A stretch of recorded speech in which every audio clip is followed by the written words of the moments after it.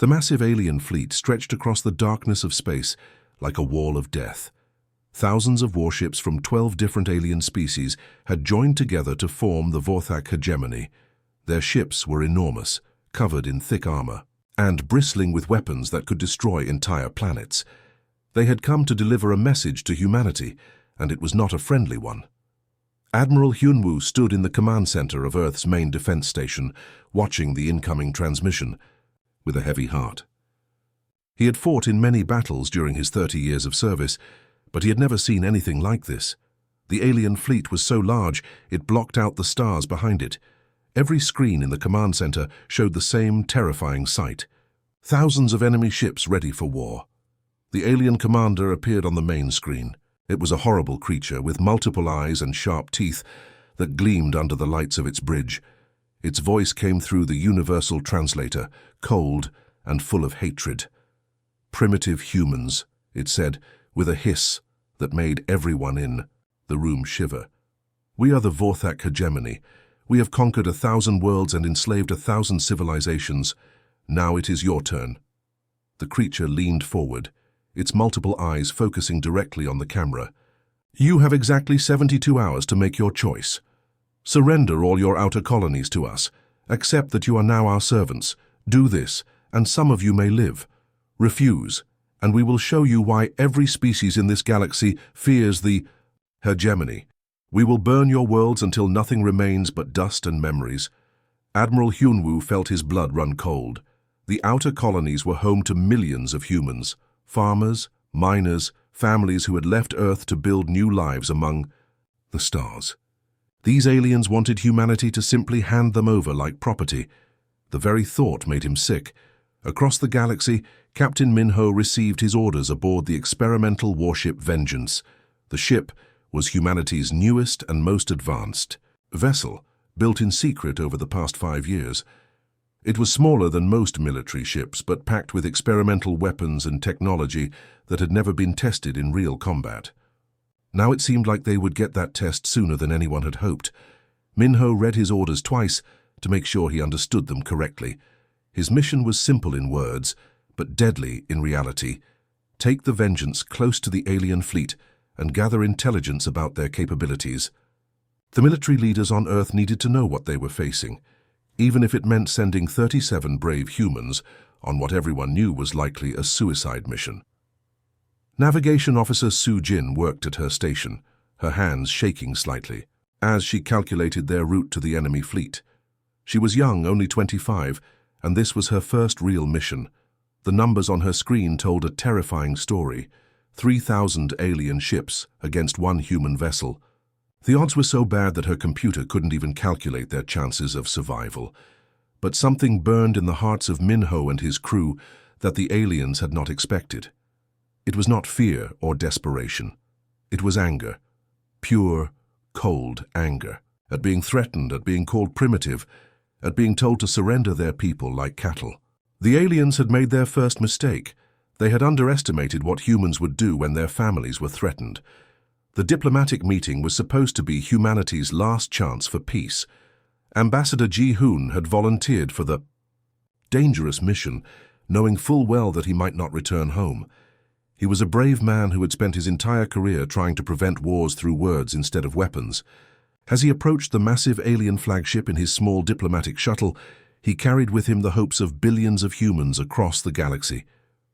The meeting started badly and got worse with every passing minute. The Vorthak commanders sat around, a curved table, their multiple eyes staring at Ji-hoon with obvious disgust. They made it clear from the beginning that they saw humans as nothing more than insects to be crushed. When Ji-hoon tried to explain that humanity was willing to negotiate, they laughed, a sound like grinding metal that made his skin crawl. "You misunderstand your position, human," the lead Vorthak commander said, its voice dripping with contempt. "We are not here to negotiate. We are here to receive your surrender. There is nothing to discuss." Ji-hoon remained calm despite the growing tension in the room. He had trained for situations like this, though nothing could have prepared him for the pure hatred he saw in the alien's eyes. "Surely we can find a peaceful solution," he said carefully. "Both our species can benefit from cooperation instead of conflict." The Vorthak commander stood up slowly, towering over the human ambassador. Its claws clicked against the metal table as it moved closer. "You speak of cooperation? Of benefit? You have nothing we want, except your submission. And, since you seem reluctant to provide that willingly." What happened next shocked everyone watching the live transmission back on Earth. The alien commander moved faster than anyone expected, its claws slashing through the air. Ji-hoon barely had time to cry out before everything went dark. The diplomatic channel cut to static, but not before millions of humans across the galaxy witnessed their ambassador's brutal end. The news spread like wildfire through human space. Within hours, every colony, every space station, every human settlement had seen the footage. The Vorthak had not just killed an ambassador, they had murdered a man who came in peace, who carried no weapons, who represented humanity's desire to avoid bloodshed. They had broadcast it live as a warning, showing his final moments to terrorize humanity into submission. But they had badly miscalculated human nature. Captain Min Ho and his crew aboard the Vengeance watched the transmission in complete silence. The bridge was so quiet, you could hear the soft hum of the ship's engines and the occasional beep from the control panels. Every face showed the same expression, not fear, but burning anger that seemed to fill the entire ship. Chief Engineer Tae Yang was the first to break the silence. His fist crashed into his console with such force that the metal dented. "They want to see what primitive humans can do," he said through gritted teeth. "Let's show them exactly what we're capable of." The mood on the ship changed instantly. Fear disappeared, replaced by something much more dangerous, cold, calculated fury. Every crew member knew that Ji-hoon had been a good man who had died trying to save lives. His death would not be forgotten or forgiven. The Vengeance began moving toward the massive alien fleet, its experimental engines pushing it faster than any ship had ever traveled before.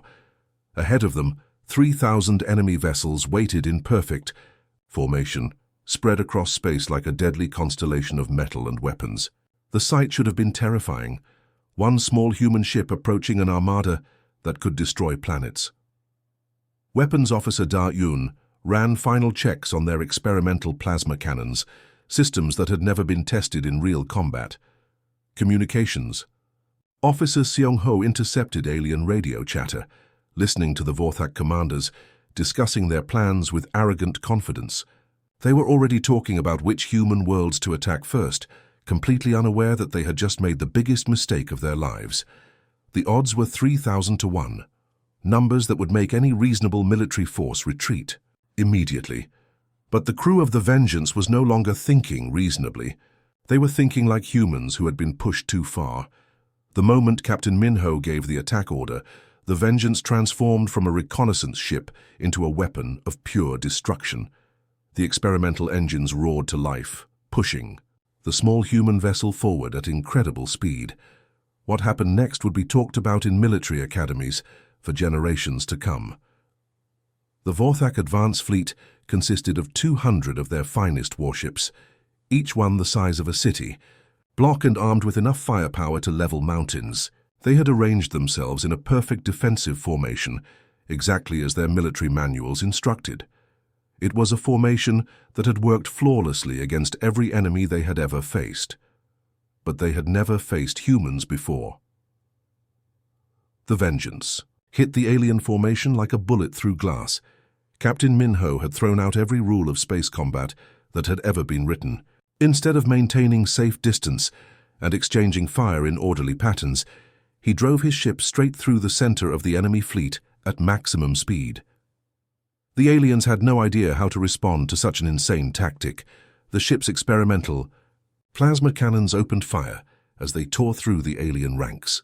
These weapons had been designed in Earth's most secret laboratories, using technology that pushed the limits of human engineering. Each shot was like a miniature star burning through alien armor that was supposed to be impenetrable. Ship after ship exploded in brilliant flashes of light as the Vengeance carved a path of destruction through their formation. The alien commanders frantically tried to turn their massive ships to face this unexpected threat, but the Vengeance was moving too fast. By the time they could bring their weapons to bear, The human ship was already behind them, hitting them from a completely different angle.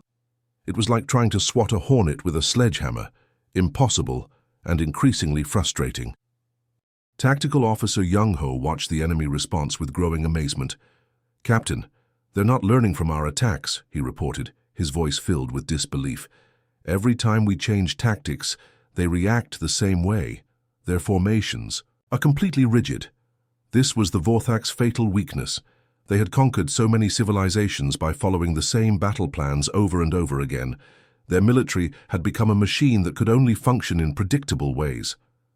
They had never needed to adapt, because overwhelming force had always been enough. But overwhelming force was useless if you couldn't hit your target. Inside the Vengeance, the crew worked with deadly precision, despite the incredible forces trying to tear their ship apart. The high-speed maneuvers created crushing gravity that slammed them against their seats and made every movement a struggle. Medical Officer Hyejin moved through the ship like a dancer, treating crew members who had been injured by the violent turns and acceleration while still managing to stay on her feet.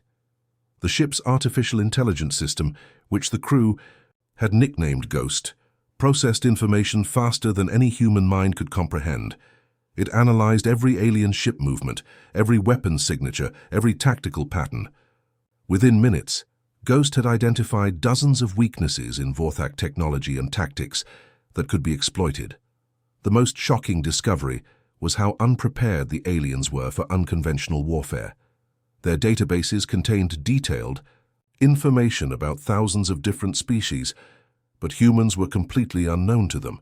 They had no idea that humans would use their own ship's debris as projectiles, or that they would sacrifice damaged vessels to create tactical advantages, or that they would ignore every accepted rule of civilized combat.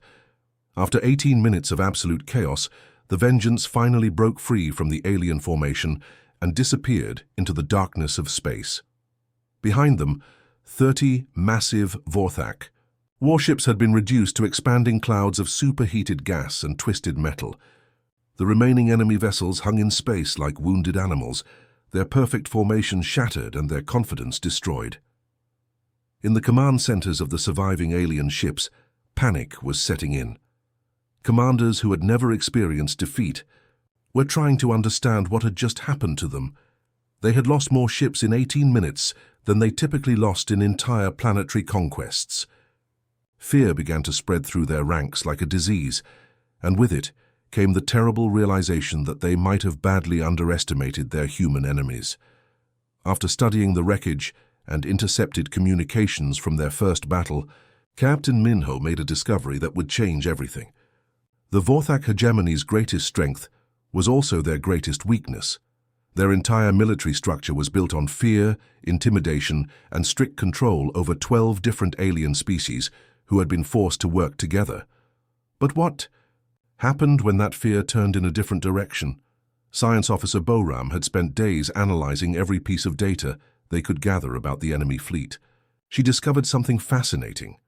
The hegemony wasn't really one unified force at all. It was more like a prison, where different alien species were forced to fight together under threat of punishment. Some species were natural warriors who enjoyed battle, while others were peaceful creatures who had been enslaved and forced into military service against their will. "Captain," Boram reported during their daily briefing, "I've identified at least 5 different species in their fleet who show signs of being there against their will. Their communication patterns suggest they're more afraid of their own commanders than they are of us." This gave Minho an idea that was both brilliant and ruthless. Instead of just fighting the alien fleet with weapons, why not fight them with words? Why not turn their own fears against them? Communications Officer Xung Ho began the most unusual military campaign in human history. Using the alien communication frequencies they had intercepted, he started broadcasting messages directly to individual ships in the enemy fleet. But these weren't threats or demands for surrender. They were carefully crafted psychological attacks designed to exploit the cracks in the hegemony's unity. Species 7 Alpha crews, Xung Ho transmitted on encrypted channels that only certain alien ships could receive. "We know you didn't choose this war. Your overlord sits safely in the rear while sending you forward to die. How many of your children will never see their parents again because of their ambition? The messages were different for each species, based on what Boram had learned about their cultures and fears. To the warrior species, the humans spoke of honor and questioned whether there was any honor in serving cowards. To the peaceful species, they spoke of their families back home and asked whether this war was worth their lives. The results were immediate and dramatic. During their next engagement with the alien fleet, something unprecedented happened. 3. Vorthak ships suddenly turned their weapons on their own command vessels instead of firing at the Vengeance. The crews had mutinied, choosing to fight against their oppressors rather than die for them. Intelligence Officer Kyung-ho monitored the alien communications channels and reported increasing chaos within the enemy fleet. "Captain, their command structure is breaking down," he said with excitement in his voice. "I'm intercepting emergency communications between their senior commanders. They're trying to regain control of their own ships." The psychological warfare was working better than anyone had dared to hope. Fear was spreading through the alien fleet like wildfire, but it wasn't fear of human weapons. It was fear of their own leaders' incompetence. Species that had been forced to work together for decades were suddenly questioning why they should die for commanders who couldn't even protect them from a single human ship. Some alien crews began secretly communicating with the Vengeance, offering information about fleet movements and weapon capabilities in exchange for promises that their worlds would be spared if they surrendered. Others simply refused to follow orders, staying in the rear of formations and avoiding combat whenever possible. The hegemony's commanders found themselves fighting two wars at once, one against the humans and another against their own, increasingly rebellious crews. Their rigid command structure, which had been designed to maintain control through fear, was collapsing as that fear shifted from respect for authority to terror of the unknown human enemy. Captain Min-ho watched the enemy fleet's communications with growing satisfaction. The aliens had expected to find a primitive species that would fight with brute force and desperation. Instead, they had encountered humans who understood that the most powerful weapon wasn't always the biggest gun. Sometimes it was the right words spoken to the right people at exactly the right moment. The single human ship wasn't just winning battles anymore. It was dismantling an entire empire from within, using nothing more than truth and psychology. The nebula known as KC-7 stretched across space like a massive cloud of glowing gas and cosmic dust. Most ships avoided it completely because the swirling particles interfered with sensors and communication systems, making navigation extremely dangerous. But Captain Min-ho saw something different when he looked at the nebula. He saw the perfect trap for an overconfident enemy. For 3 weeks, the Vengeance had been making secret trips to KC-7, while the main Vorthak fleet regrouped and planned their next attack. Navigation Officer Su-jin worked tirelessly during these visits, using the ship's advanced sensors to map safe routes through the nebula's dangerous interior.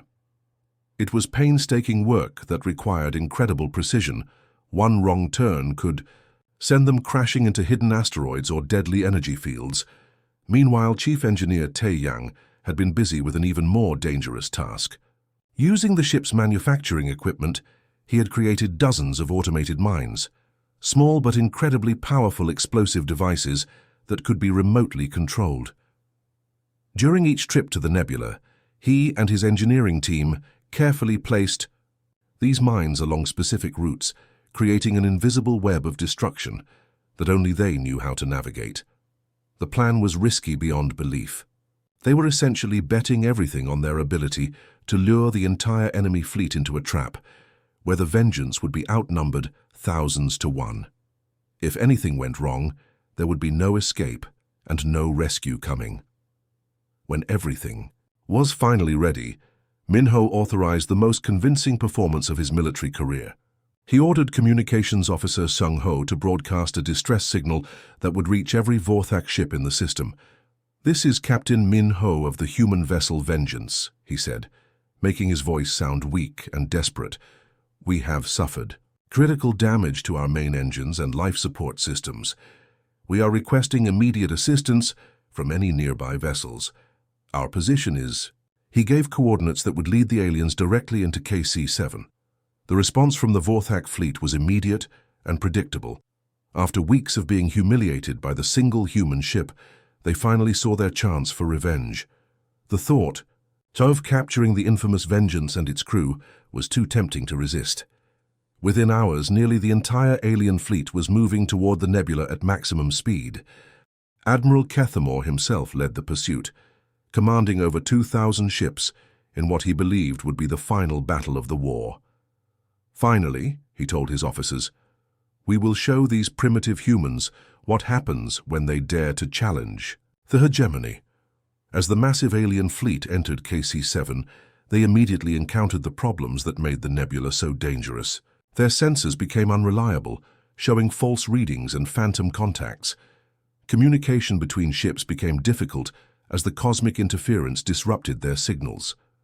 The perfect formations they relied on began to break apart as ships lost contact with their command vessels, but the Vorthak pressed forward, driven by their desire to capture the apparently helpless human ship. They spread out through the nebula in hunting groups, searching for their prey among the swirling clouds of gas and dust. They had no idea they were walking into the most carefully planned ambush in military history. "Ghost, begin the hunt, Captain," Minho ordered quietly. The ship's artificial intelligence system immediately took control of the elaborate trap they had spent weeks preparing. The first mines detonated exactly as planned, not to destroy ships directly, but to herd them into specific areas where more mines waited. It was like watching a deadly game of chess played with explosives and starships. The coordinated destruction was beautiful in its precision. Mines exploded in perfect sequence, creating barriers of debris and energy that forced the alien ships to move along predetermined paths. Every route led to the same destination, kill zones where the Vengeance waited with weapons ready. Weapons Officer Da Yun had never experienced anything like it. Her plasma cannons fired continuously for 6 straight hours, each shot carefully aimed at enemy vessels that had been perfectly positioned by the mine explosions. The aliens couldn't see her ship through the nebula's interference, but she could see them clearly, thanks to Ghost's advanced targeting systems. By the time the trap was complete, 400 alien vessels had been reduced to floating wreckage, scattered throughout KC-7. The mighty Vorthak fleet had been cut in half by a single human ship, using nothing but careful planning and superior tactics. The destruction in KC-7 Nebula had done more than just eliminate half the Vorthak fleet. It had shattered the foundation of trust that held their alliance together. For the first time in centuries, the 12 species that made up the hegemony began to openly question their leadership and blame each other for the devastating losses they had suffered. The argument started immediately after the survivors limped out of the nebula. The Kythera Collective, a species of tall, thin beings known for their analytical minds, were the first to break ranks. Their representative, speaking through emergency communications, accused the Vorthak leadership of incompetence and reckless endangerment of Allied forces. "You led us into an obvious trap," the Kythera commander transmitted to the main Vorthak flagship. "Our ships were destroyed because you underestimated a single human vessel. How many more of our people must die for your pride?" Captain Minho saw the opportunity immediately. Instead of attacking the weakened enemy fleet, he ordered Communications Officer Sung Ho to open a direct channel to the Kythera ships. What followed was the most important diplomatic conversation in human history. "Kythera commanders," Minho said in a calm, respectful voice, "humanity has no quarrel with your people. You were forced into this war by Vorthak ambition. We offer you safe passage to your home systems and a formal peace treaty if you withdraw your forces immediately." The offer created chaos throughout the alien fleet. Other species heard the transmission and began demanding similar deals for themselves. The Vorthak commanders tried to maintain control, but their authority was crumbling with each passing hour. Intelligence Officer Kyung Ho monitored the increasingly frantic communications between enemy ships. "Captain, the Kythera Collective has officially accepted our terms," he reported with barely contained excitement. "They're powering down their weapons and preparing to jump out of the system. The defection of the Kythera was like pulling the first stone from a dam. Within days, 3 more species had contacted the Vengeance directly, offering to withdraw from the conflict in exchange for peace treaties. Each species that left took with them valuable ships, experienced crews, and detailed knowledge of Vorthak. Military secrets.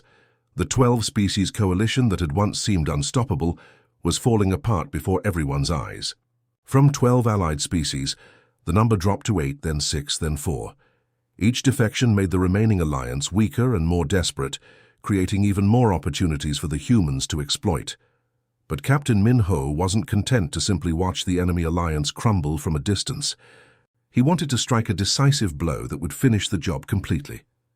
That's when he turned to Security Officer Jae-min with a mission that seemed impossible: capture a Vorthak command vessel intact.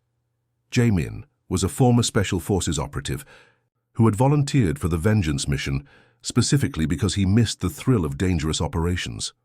He handpicked a team of 12 volunteers from the ship's crew, all of them trained in boarding operations and close combat. The target was a damaged Vorthak cruiser that had been separated from the main fleet during the Nebula battle. Its engines were partially disabled, and its crew was reduced, making it the perfect target for a surprise boarding action. The operation was launched during the ship's night cycle, when most of the alien crew would be resting. Jae-min's team used a captured Vorthak shuttle to approach the enemy vessel without triggering its defensive systems. They cut through the hull using plasma torches and fought their way to the bridge in a battle that lasted less than 20 minutes. The key intelligence they captured was beyond valuable. It was war-winning. The Vorthak command codes, battle plans, fleet positions, and communication frequencies were all stored in the ship's computer systems. More importantly, they found detailed information about the political situation within the remaining allied species, including which commanders were most likely to defect and what offers might convince them to switch sides. With this intelligence in hand, the Vengeance began a systematic campaign to completely destroy what remained of the hegemony. Captain Min-ho contacted each remaining species individually, offering them deals that were specifically tailored to their needs and fears. Some wanted safe passage home, others wanted protection from Vorthak retaliation, and a few even wanted to join the human side in exchange for favorable trade agreements. The aliens who had once seemed invincible now appeared desperate and divided. Their mighty fleet was scattered across multiple star systems, their command structure was in chaos, and their alliance was hanging by a thread.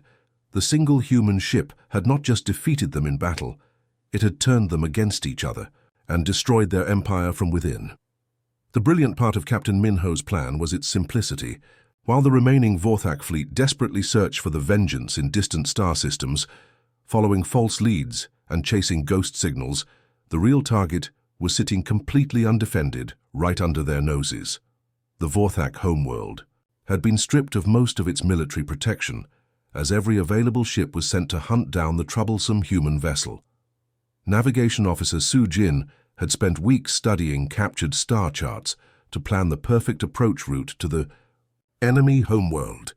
The journey required jumping through 7 different star systems, each jump carefully timed to avoid detection by enemy sensors. It was a dangerous gamble. If they were discovered before reaching their target, they would be trapped deep in enemy territory with no hope of escape. The Vorthak homeworld was a sight that would have impressed any military strategist. Massive orbital shipyards floated in space around the planet like metallic moons, each one capable of building dozens of warships simultaneously. These facilities had been producing ships for the hegemony for over 300 years, turning out the vessels that had conquered countless civilizations across the galaxy. Surrounding the shipyards was an impressive defensive network: energy shields, automated weapon platforms, and patrol ships that constantly scanned the surrounding space for threats. It was a fortress that had never been successfully attacked in its entire history. The Vorthak were so confident in their defenses that they had never even considered the possibility of an enemy strike this close to home. But confidence can be a dangerous thing when facing an opponent who refuses to follow the expected rules of warfare. The Vengeance approached the homeworld using a technique that would have been considered insane by any conventional military force. Instead of trying to fight through the defensive network, Captain Minho used the ship's experimental stealth systems to slip past the outer patrols completely undetected. It was like sneaking past sleeping guards in the middle of the night. Once, they were inside the defensive perimeter. The attack began with surgical precision. Weapons Officer Da-Jun had spent hours studying the orbital facilities, identifying the critical weak points that would cause maximum damage with minimum effort. Her first shots targeted the main power generators that supplied energy to the entire shipyard complex. The explosions were spectacular. Each power station that was destroyed created a chain reaction that knocked out dozens of connected systems. Within minutes, facilities that had taken decades to build were reduced to expanding clouds of superheated gas and twisted metal. The pride of the Vorthak military-industrial complex was being systematically dismantled by a single human ship. Military Command Center destroyed, Da-Jun reported with satisfaction, as another perfectly aimed shot eliminated the central control facility. Their planetary defense grid is completely offline.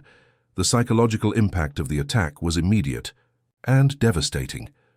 Emergency communications flooded every frequency as Vorthak officials tried to understand what was happening. How had a single enemy ship penetrated their most secure system? How had their supposedly impregnable defenses been bypassed so easily? But the most terrifying moment came when the attack suddenly stopped. The Vengeance held position directly above the Vorthak homeworld, its weapons trained on the planet's surface. Every Vorthak leader knew that the human ship now had the power to destroy their entire civilization with a sustained bombardment. Cities, military bases, government centers, everything could be reduced to ash within hours. Instead of firing, Captain Minho opened a communication channel that reached every corner of the planet. His voice was calm, almost conversational, as he delivered a message that would haunt the Vorthak leadership for the rest of their lives. Leaders of the Vorthak hegemony, he said, his words carrying across the planet's communication networks, I want you to understand something very important. Right now, my ship has enough firepower to end your entire species. I could turn your cities into glass, your oceans into steam, your world into a lifeless rock floating in space. But I'm not going to do that. He paused, letting the weight of his words sink in before continuing. We could have ended you completely, but we chose not to. Remember that fact. Remember that humans showed mercy when you showed none. Remember that the next time you think about threatening innocent people, the psychological impact was greater than any physical weapon could have achieved. The Vorthak leadership realized they weren't facing a desperate enemy, making a last stand. They were being toyed with by predators who held their entire species' survival in their hands. The humans had demonstrated not just superior military capability, but terrifying restraint that suggested they were completely in control of the situation. As the Vengeance disappeared back into space as quietly as it had arrived, it left behind a shattered enemy leadership that finally understood they had made a terrible mistake in underestimating humanity. The news of the attack on the Vorthak homeworld spread across the galaxy faster than anyone could have imagined. Within days, every species that had been forced to serve the hegemony knew that their oppressors were no longer invincible. The psychological impact was enormous. If a single human ship could strike at the very heart of Vorthak power and escape unharmed, then maybe the Empire really could be defeated. What happened next surprised even Captain Minho and his crew. Across dozens of star systems that had been under Vorthak control for generations, rebellions began erupting like wildfire. Species that had been enslaved, exploited, and terrorized for centuries suddenly found the courage to fight back against their masters. The Zephyrian people were among the first to rebel. For over 200 years, they had been forced to mine precious metals from their homeworld to fuel the hegemony's war machine. Their children had been taken as soldiers, their resources stripped away, their culture nearly destroyed. But when they learned that the mighty Vorthak fleet had been humiliated by humans, they saw their chance for freedom. The rebellion started in the mining colonies and spread to every Zephyrian settlement within weeks. Workers who had been treated like slaves suddenly turned their mining equipment into weapons. Guards who had enforced Vorthak rule found themselves overwhelmed by massive uprisings. Within a month, the Zephyrians had driven every Vorthak official, off their world and declared their independence. The same pattern repeated itself across the galaxy. The Altarians, who had been forced to grow food for Vorthak worlds while their own people went hungry, seized control of their agricultural centers and cut off all shipments to their former masters. The Kovalis, brilliant engineers who had been forced to design weapons for the hegemony, began sabotaging military installations and sharing their technical knowledge with other rebel groups. Captain Minho soon found himself in an unexpected position. The Vengeance was no longer just one ship fighting alone against impossible odds. It had become the symbol of hope for dozens of oppressed species. Diplomatic officer Eunji worked around the clock to manage communications with rebel groups, coordinate supply deliveries, and negotiate formal alliance agreements. Captain, Eunji reported during one of their daily briefings, 15 different species have now requested formal alliance with Earth. They're not just asking for help. They want to fight alongside us. She paused, a smile crossing her face. They've started calling us the Chain Breakers because we've given them the courage to break free from their chains. The title sent a thrill through the entire crew. They had started this mission as a desperate reconnaissance operation with little hope of survival. Now they were leading a galactic revolution that was reshaping the entire political landscape of their sector of space. Each new ally brought valuable resources to the growing rebellion. The Zephyrians provided raw materials for building weapons, hand ships. The Altarians supplied food and medical supplies. The Kovalis offered their engineering expertise to upgrade human technology with alien innovations. Most importantly, each species brought their own ships and soldiers to the fight. What had started as one human vessel against 3,000 enemy ships had become a coalition fleet of over 500 vessels from multiple species, all united in their determination to end Vorthak oppression forever. Meanwhile, the remaining Vorthak leadership found themselves facing a nightmare scenario that kept getting worse with each passing day. Their military had been shattered by the human attacks. Their empire was in open revolt with new rebellions starting every week. Their homeworld sat defenseless under the threat of human retaliation. Worst of all, their former allies continued to abandon them as the political situation became increasingly hopeless. Admiral Kethmore, who had once commanded the largest fleet in galactic history, now found himself in command of fewer than 200 ships, less than the Vengeance had destroyed in their very first engagement. His officers reported new defections daily, as ship captains decided that serving a losing cause was no longer worth the risk to their crews. The proud Vorthak Empire that had dominated the galaxy for centuries was crumbling from within, destroyed not by superior firepower, but by the simple human concept that all beings deserved to be free. The end came not with a massive final battle, but with a broken transmission from a dying empire. Admiral Kethmore's flagship limped through space, its hull scarred by countless battles, and its crew reduced to a fraction of its original size.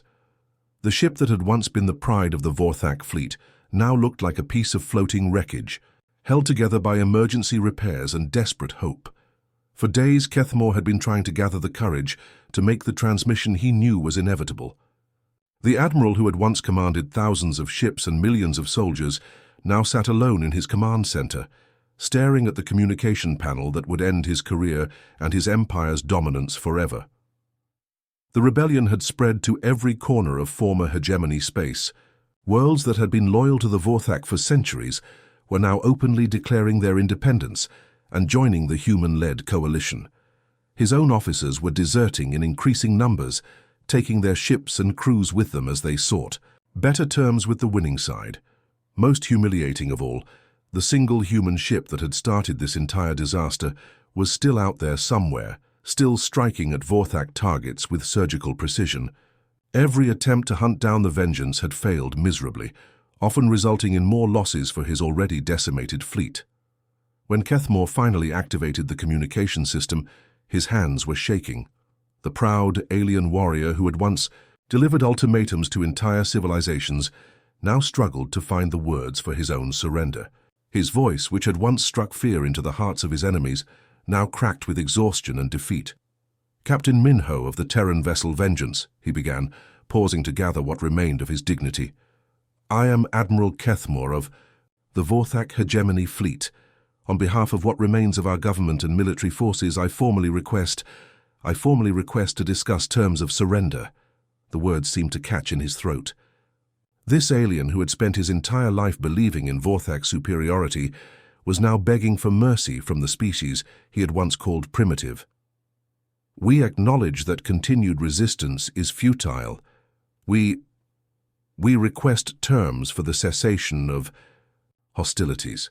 The transmission was broadcast on open frequencies, ensuring that every remaining Vorthak ship and every rebel group across the galaxy could hear their former oppressors' admission of defeat. For many of the liberated species, it was the moment they had dreamed of for generations, but never believed they would actually witness. Captain Minho's response came 12 hours later, and it was broadcast not just to Kethmore's flagship, but to every inhabited world in the sector. His voice was calm and professional, showing none of the anger or triumph that many expected to hear. Instead, he spoke like a leader who understood the weight of the moment and the responsibility that came with victory. Admiral Kethmore and remaining Vorthak leadership, Minho began. Humanity accepts your surrender, but victory comes with conditions that are non-negotiable. He paused, letting the weight of his words sink in before continuing. First, full reparations must be paid to every species that suffered under hegemony rule. This includes returning stolen resources, rebuilding destroyed infrastructure, and providing compensation for lives lost during your conquests. The terms continued, each one designed not just to punish the Vorthak, but to ensure that their empire could never rise again. Second, the hegemony as a political entity will be completely dismantled. No Vorthak world will ever again hold authority over another species. Third, human protected zones will be established around all formerly enslaved worlds to prevent future aggression. But it was Minho's final condition that would be remembered by historians for centuries to come. And one last requirement that I want every would-be conqueror in this galaxy to understand. You will never again underestimate what humans can do when pushed too far. We did not start this war, but we have certainly ended it. The galaxy watched, in amazement as the mighty Vorthak Empire, which had seemed unstoppable just months before, formally accepted every single condition without argument. The war that was supposed to end human expansion into space had instead marked the beginning of humanity's emergence as a major galactic power.